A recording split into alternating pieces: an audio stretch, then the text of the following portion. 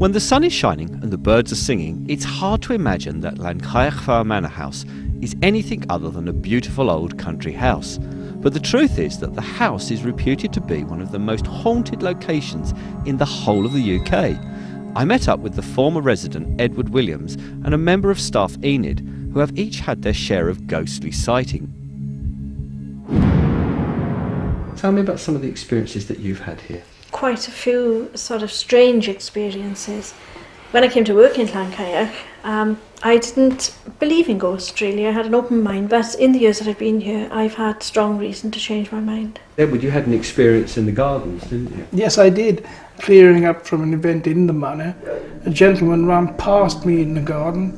He just ran, I could see him in front of me just running through the wall and disappeared.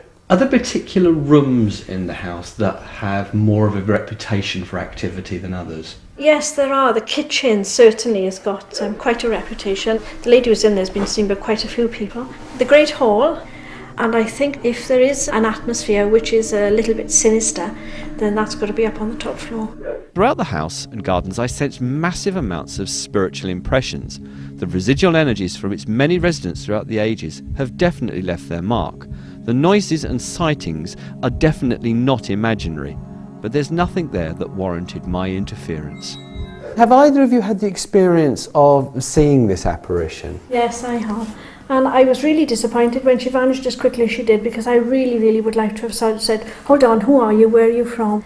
I was actually taking a ghost tour around the house in the evening, and as I scanned across the group, this lady was standing here.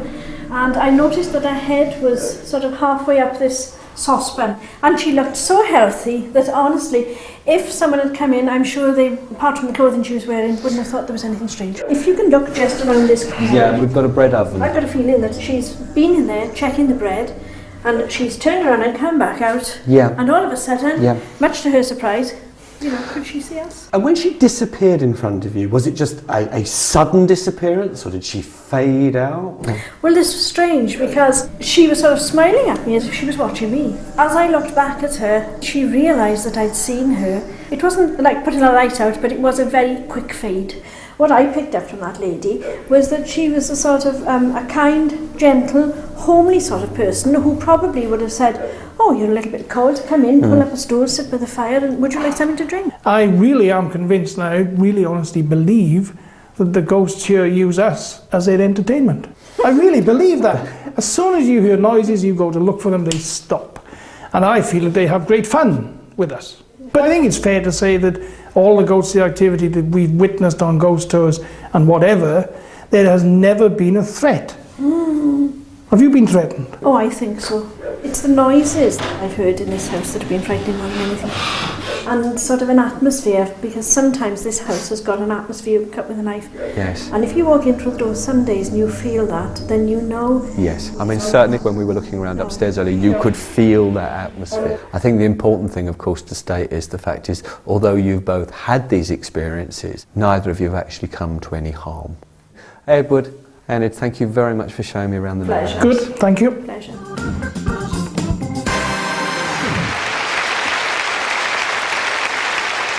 Thank you very much indeed. We're going to do a little experiment now. I'm going to do my photograph now. We picked a few people out, and I don't know really whose photograph I've ended up with, but I do have a photograph.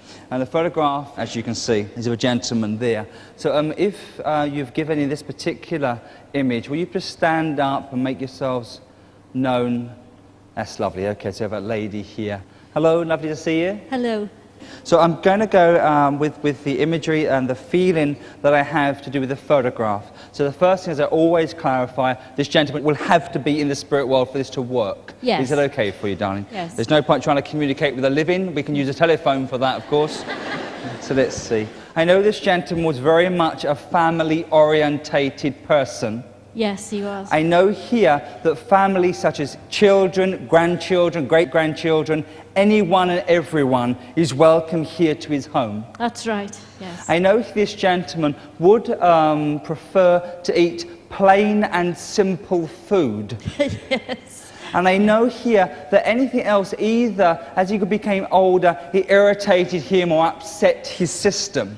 Yes. So plainer the better, please. This man feels very much like he's the gentleman, the gentleman. Old-fashioned values are extremely important to him, absolutely. You must remember him suffering with a bad coughing condition also before he passed. Yes, that's right. And I know here that he was ever so embarrassed if he had to use a handkerchief. Do you understand that? Yes. Okay, I'm trying to put it in a nice way, but I know he was ever so embarrassed when he had to do this. My darling, do you also understand or remember whether they had offered him a walking stick to walk with, one that he never used or certainly did not want to use?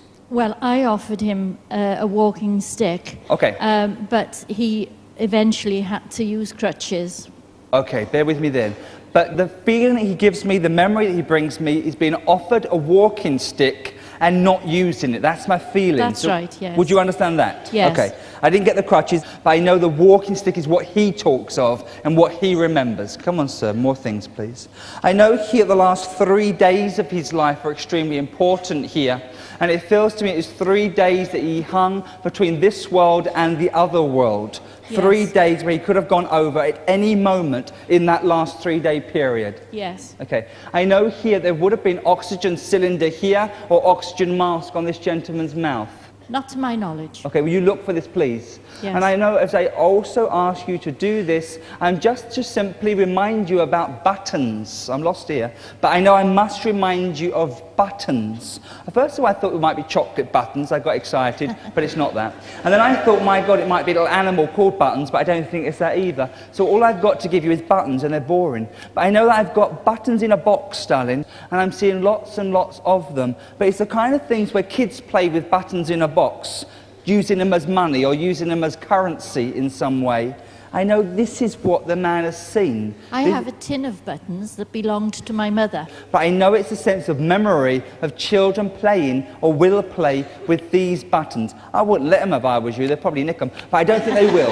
But they might lose them, you see. So I know I'm going to give you the box of buttons because he asked me to do exactly that. I don't have tons more information with this particular man other than to say this gentleman that once shared your life, was once there within your life, has tried and endeavoured to communicate with you here this evening.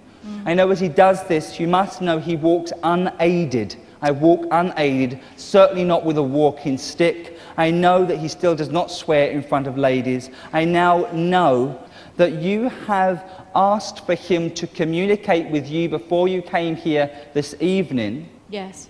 And he's just done his best, he says. Lovely. I've done me best. I don't think he was a great believer in the spirit world before he passed. I think it was something of a shock or a pleasant surprise to him. My love, I think we all eat things that we shouldn't eat, or is that just me? I'm not sure. I think we all eat stuff that we should not eat. Yes. Behave yourself, won't you? Look after yourself. But I just get people saying, you shouldn't eat that, love, you shouldn't eat this and that and the other for your health, but you don't care. So me and you, let's have a pork pie or something, but what I think here is the truth. Look after your health, please. Yes. Look after your health and behave. And with that, I'm saying God bless you. Thank you for letting me work here, and we're going to move on. God bless you. Thank you very much indeed.